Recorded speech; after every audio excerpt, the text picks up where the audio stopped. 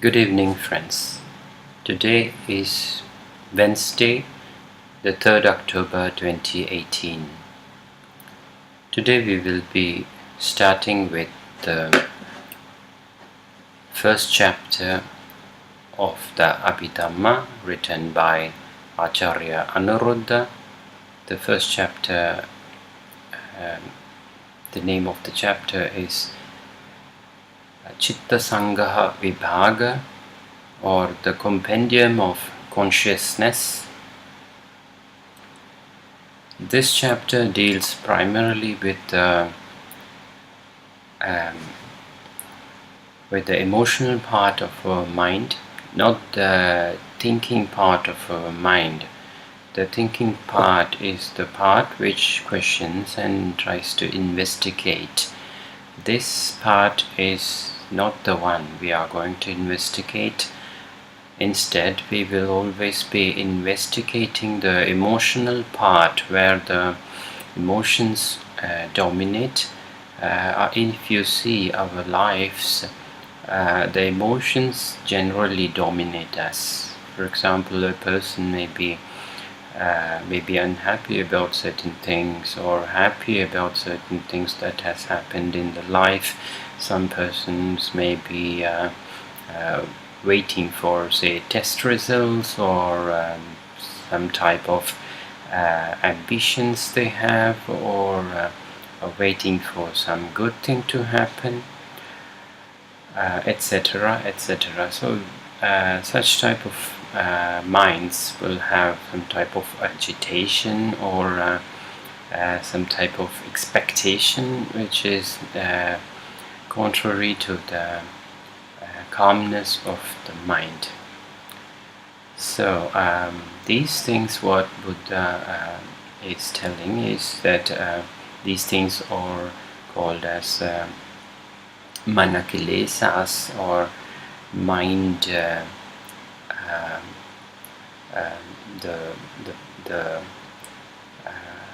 the bad things of the mind, which actually clings to the mind. And what we do in meditation is that we try to remove the fetters of the mind, or we try to clean the mind as we start meditation, whatever it be anapanasati meditation,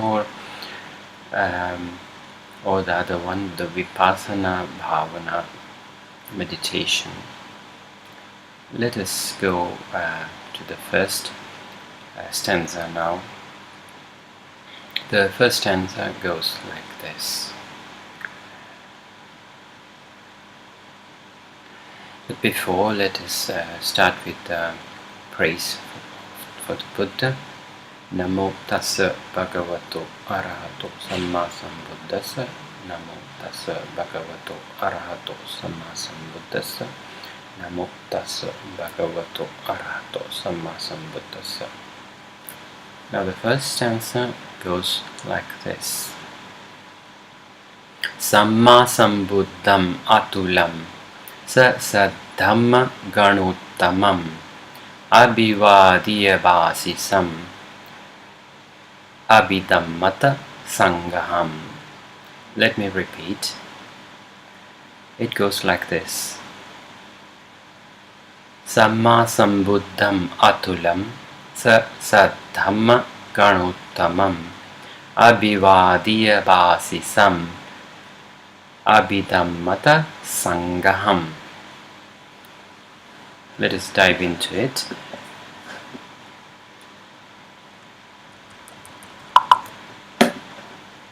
I will reduce the screen size of this, and we will go to the we'll go to the one here. So this is the chapter 1, the Compendium of Consciousness, Chitta Sangha Vibhaga. Here it is called as Thuti Vacana, or the words of praise. Now in this in this page, what I have done is I have broken the words that are occurring in the stanzas, the first stanza, into different colors. So the different colors indicates that there are different words, and as we know that the Pali language is about joining many words and making a big word with a complex meaning. Especially the meaning is the meaning of the resultant meaning, which combines all the words. Yeah. So here let us read this. So it is Samma is a word, Sam is a word, Buddham is a word, Atulam is a word, Sa is a word, Sat is a word, Dhamma is a word, Garn is a word, something as it goes on like this. So let us go to the next slide. So here I have taken out the vocabulary for you people. The first one is the Sammasam Buddham. Yeah, let's the first one. Let us analyze the first one, the Sammasam Buddham.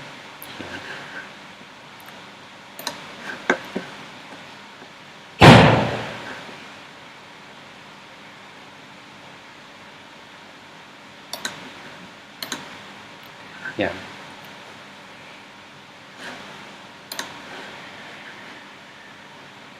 Yeah. Before going to analyze about the Buddha himself, let us look first into the to what is composing this.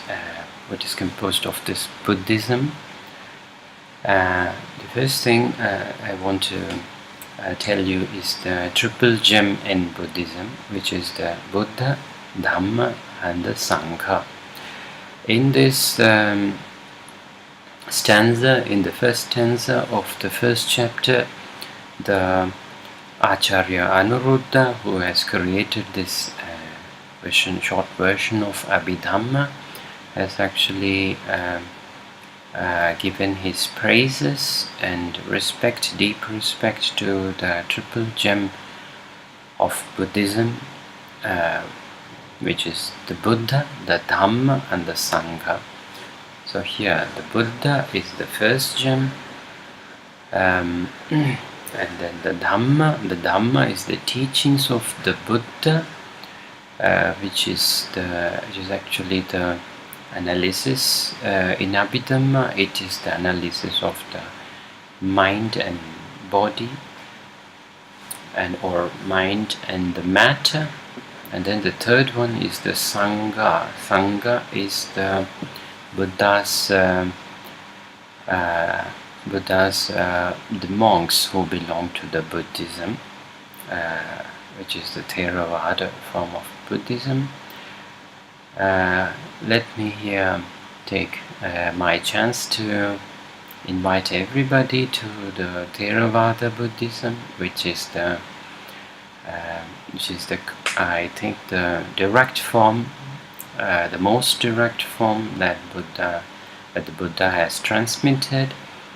There are no deviations in this Theravada form of Buddhism. It just comes straight from the Buddha. There are of course some deviations and some different types of type of Buddhism that is followed, which we are not concerned at all here.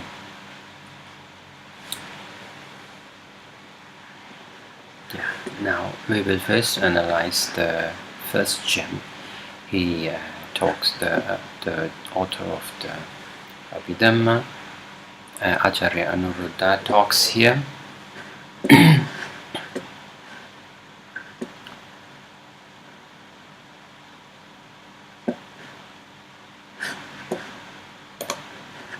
Yeah, so here, Sammasam Buddham. Sammasam is the word which denotes the supreme, or the person who is the first, the trailblazer, and who is endowed with all the things that is the best among humans, or the gods, or whatever it be. It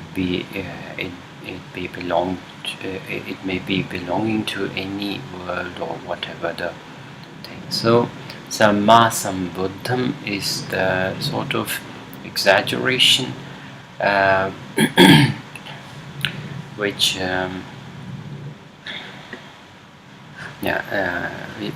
actually denotes the first Buddha. The Buddha is endowed with immeasurable good qualities and immeasurable power to examine the whole universe, or the multiverse, whatever it be. And he is the one, the first in our existence, in our universal cycle, to actually have the direct contact and to break the secret of existence. Hence, he is called as the Sammasambuddham. Buddham is the person who has actually attained the Nibbana, or has gone to the other shore. Then the second word is Atulam. Atulam is the direct meaning in English is incomparable. A person who is incomparable. If you see the Buddha's life history, you can see the marks on his body. For example, there was this Dhamma chakra, the Dhamma wheel on his hands, for example, and or feet, and 32 marks of great men, and the minor marks in the physical body itself denotes that he is incomparable. On top of it, his attainments and whatever he attained, and so actually the Sammasambuddham actually is particularly meaning a Buddha, a person who attained Nibbana without the help of any teacher at all, because the Buddha rejected all teachings, everything, whatever he learnt, he rejected everything, and then found out the Vipassana Bhavana and other techniques in the holy text of Buddhism, all by himself, even though he had tried all the means to attain Nibbana at that time. Hence, the word Atulam is joined with Sammasambuddham, meaning an incomparable person, incomparable being, actually. The third one is Sa-Saddhamma. The first word Sa in this complex word is it means wit, and Saddhamma is called as admirable, or the sublime. Dhamma is called the teachings of the Buddha here. So let us dive into this. What is Saddhamma? Let us have a look here. Now, going to the sublime teachings of the Buddha. What we can see here is the teachings of the Buddha is of three types, which is the first one is the study, or the PARIYATTI. The second one is the practice. After studying, you try to practice it. Something like here I have denoted like swimming, for example. is called as a practice. Here actually it should be denoted by meditation, which is the Pāṭipatti. Pāṭipatti is called the practice of the Buddha's way.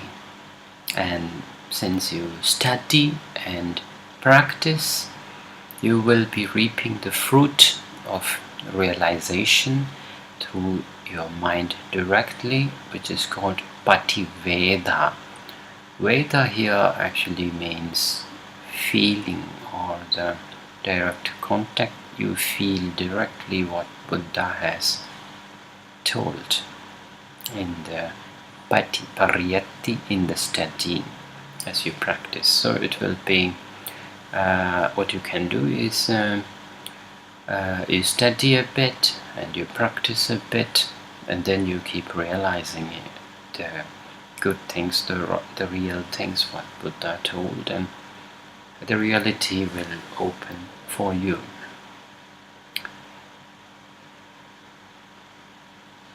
Now we will look into the first one, which is the study PARIYATTI in detail here. Now PARIYATTI study composes of 3 sections, and these 3 sections are actually recorded in the Tripitaka. Tripitaka is actually meaning the 3 is in Pali actually means the number 3, and Pitaka is the baskets, or the writing parts, the written parts. 3 parts are Vinaya Pitaka, Sutta Pitaka, and the Abhidhamma Pitaka. The first one is the Vinaya Pitaka. It composes of all the monk rules, and also some of the rules for the general public, the general people who want to follow the Buddha. For example, there is the Panchasila, or the 5 precepts here. You can see this in the Vinaya Pitaka. And then the second one is the Sutta Pitaka. The Sutta Pitaka actually is the easier things, or the analogies. It consists of the analogies and the stories or the anecdotes from Buddha's life as a human, and all the many of the incidences that happened in his life, which are important to know the Buddha Dhamma, is recorded in the Sutta Pitaka, which generally is like small stories. Some are of course very big. Now the third one is the Abhidhamma Pitaka, and this is the one we will be looking into here, which is from the Acharya Anuruddha. The Abhidhamma, Abhi here means the higher, and Dhamma means the teachings, the higher teachings basket. Yeah, Abhidhamma Pitaka means. And here this is the basket where the Buddha analyzes the mind and matter in great detail, and this is where we will be able to clearly analyze the mind and matter. And this Abhidhamma Pitaka is considered to be a bit difficult when comparing the Sutta Pitaka, which are like stories, and the Vinaya Pitaka, or just monk rules and general rules for the public. Now we will go to the next slide, which is again the PARIYATTI. And the PARIYATTI, why the PARIYATTI, or the Buddhism, the study of the Tripitaka, or the Buddhism's Pali, Holy Pali Canon, is considered to be sublime, for example. Sublime here, it is sublime because once somebody starts reading it, you will be admiring it. You will certainly admire the mind of the Buddha, how clear and how inquisitive and how unfathomable his mind was or is.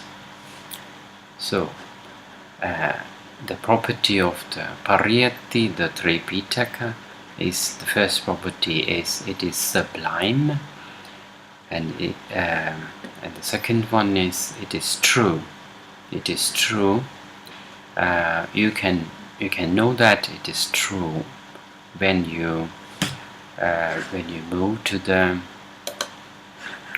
Pativeda realization side, which happens in your mind as you do the practice of meditation of the Buddha's technique after some study of PARIYATTI. So here it is, because it is true and it is all good. It is good in the beginning, it is good in the middle, it is good in the end. You can again, anyone can again know that it is good after you try to realize what he has told. Now the question comes, why do we study the Abhidhamma or the Tripitaka, especially the Abhidhamma here? So the answer here comes from the DASA-PARAMI. The DASA-PARAMI is here. Yeah, 10 perfections. The 10 perfections.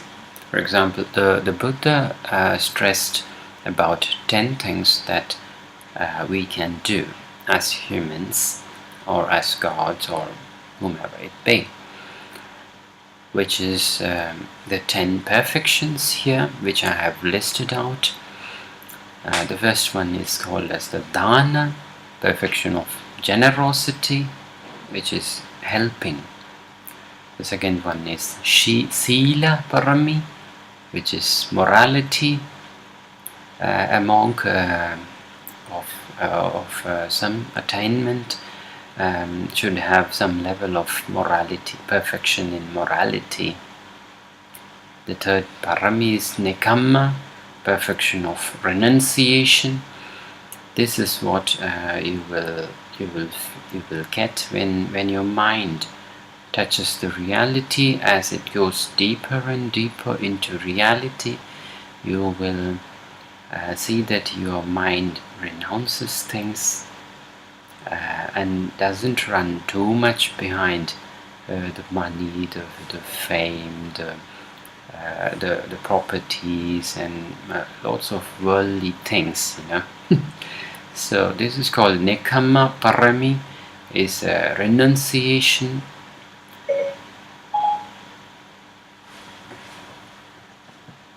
The next one is the panya parami.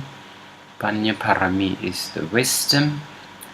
You will get the wisdom, the panya here, as you we can say the Pativeda contains the direct wisdom, the direct connection with the reality, and it is also considered that there is some amount of wisdom. Of course, wisdom is there in the PARIYATTI, the Tripitaka, especially in the Abhidhamma. In order to realize the wisdom that is the knowledge that's given here, or the wisdom that's given here, you will have to realize it. Now the fifth perfection is called virya, which is called as the energy.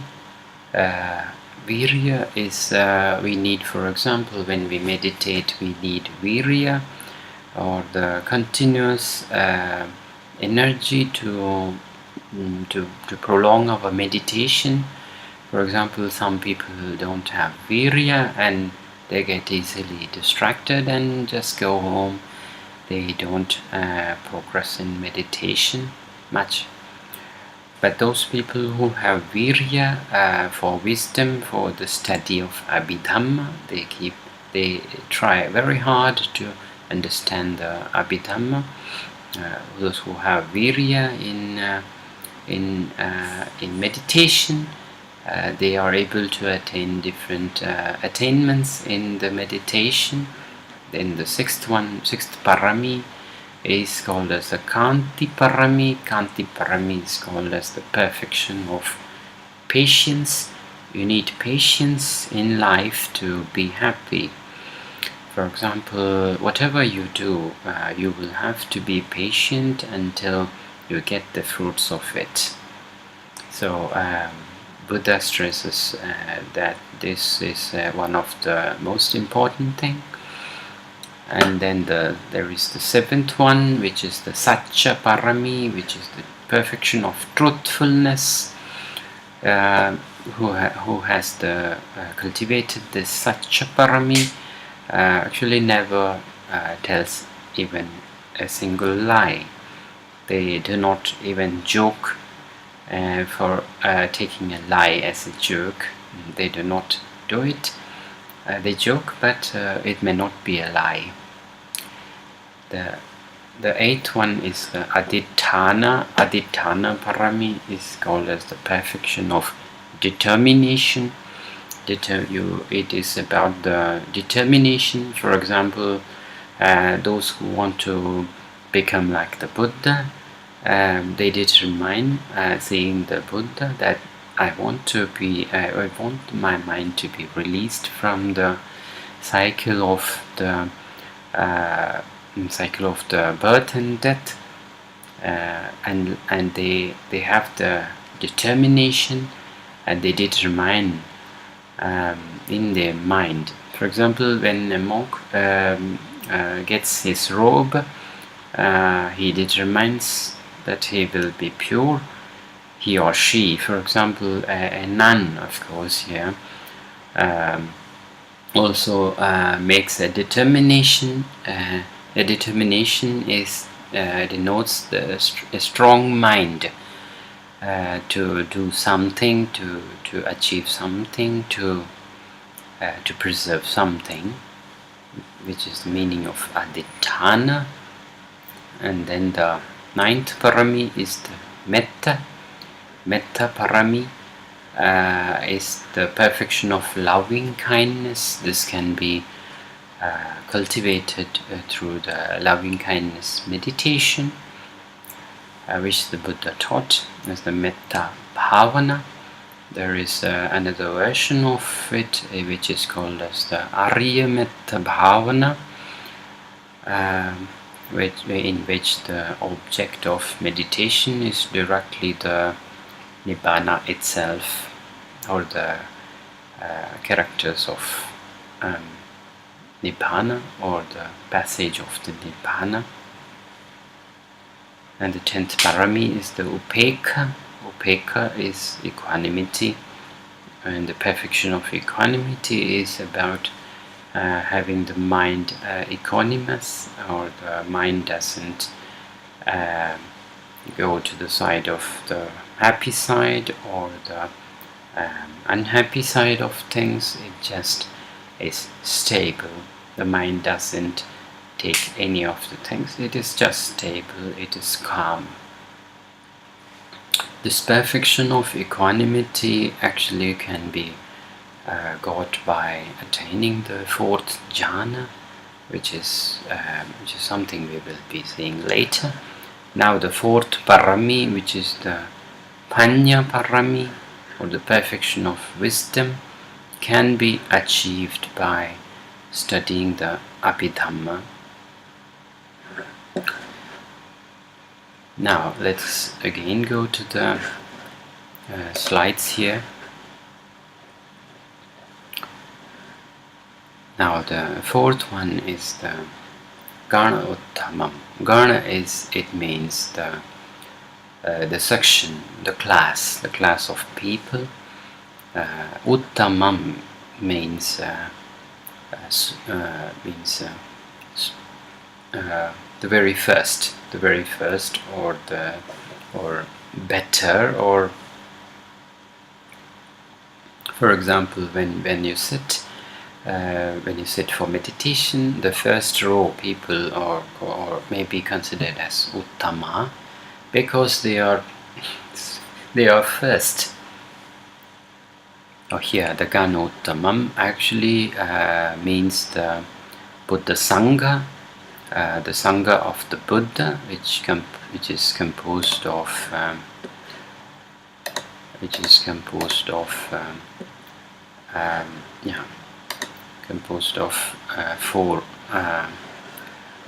these people. But before going there, let us again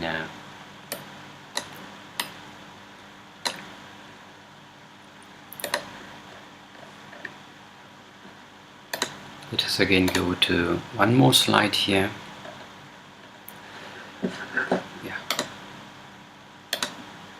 One more slide here, which is the threefold practice, the Paṭipatti.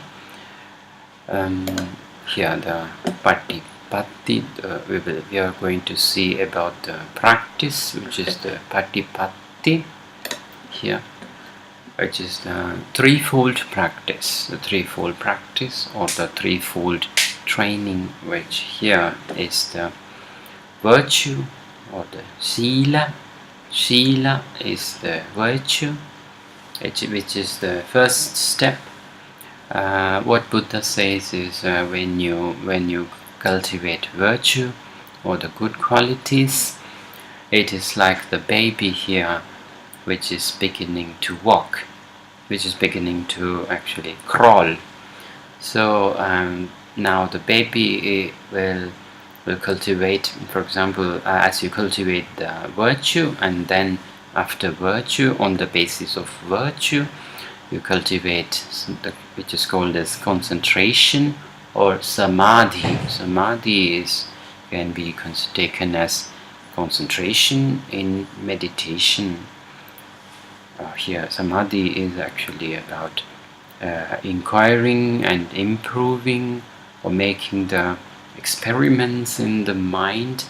As you meditate, you try to analyze the mind itself, as the Buddha has guided us, and make improvements here. This is where your mind gets great improvement, and here in virtue you can be free.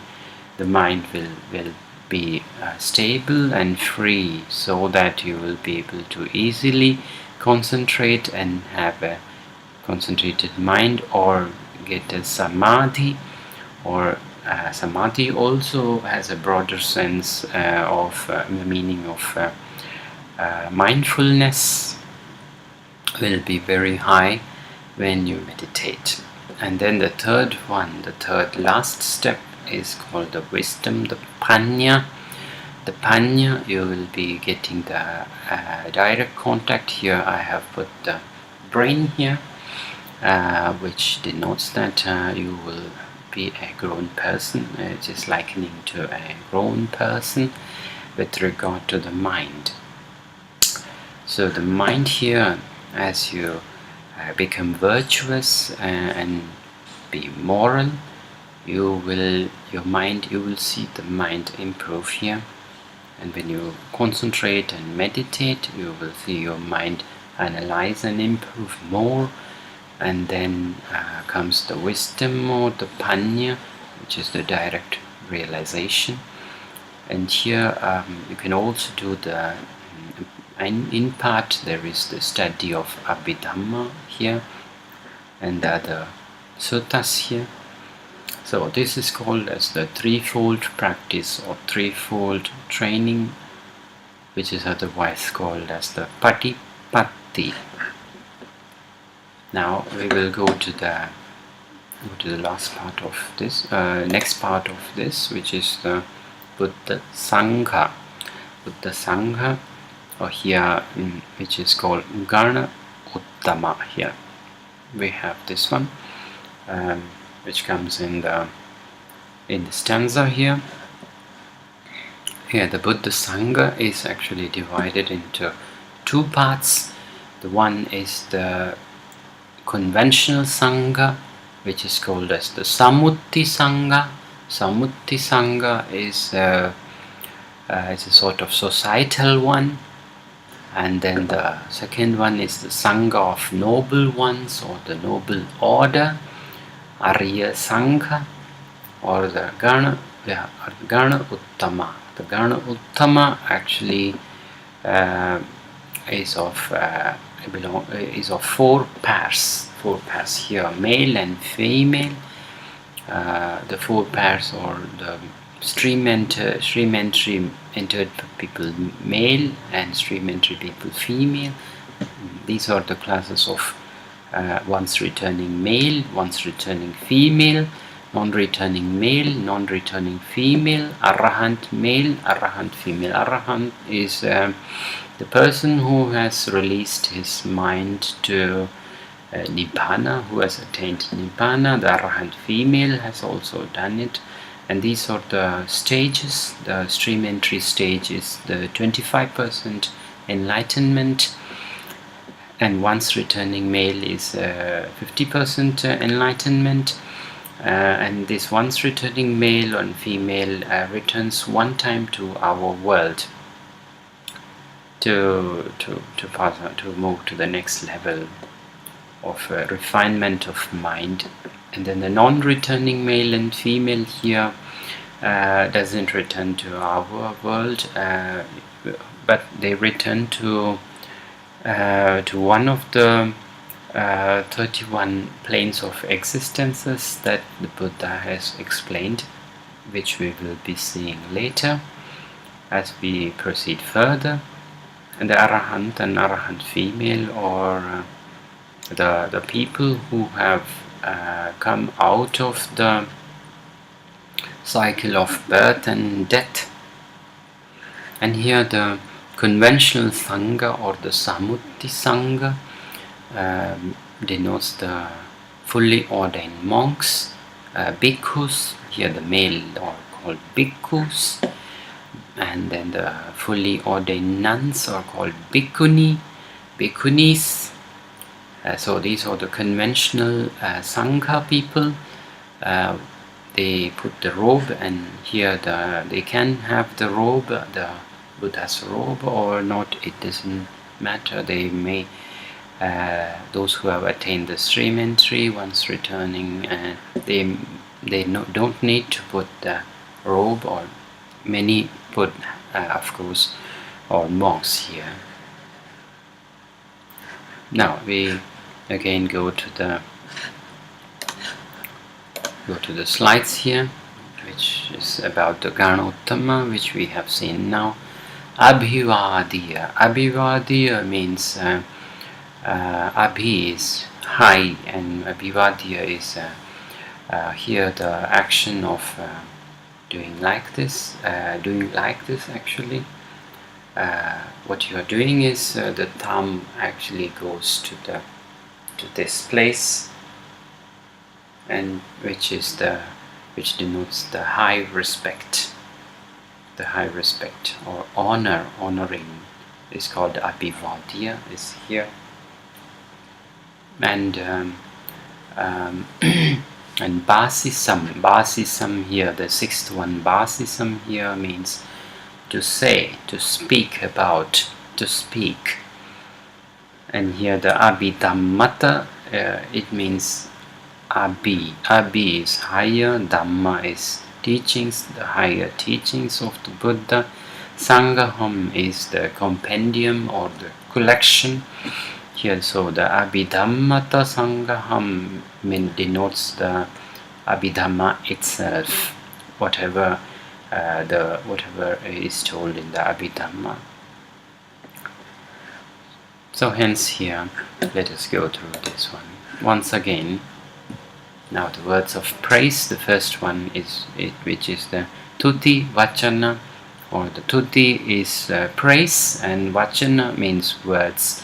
The Thuti Vacana goes like this: Samma Sambuddham Atulam Sa Saddhamma Ganottamam Abhivadiya Pasisam Abhidammata Sangaham, which is the first stanza of the first chapter of the Abhidhamma.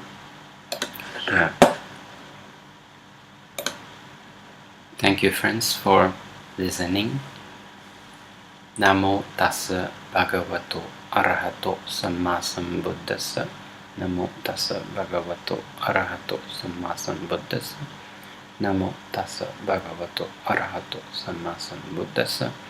Let all beings be happy, and let I share all the merits that I get from this, from sharing the teachings of the Abhidhamma here in the form of video and audio and slides to all the beings without any distinction or restriction or any type of stoppage. And let all beings be happy, and including me, let everyone attain Nibbana. Thank you.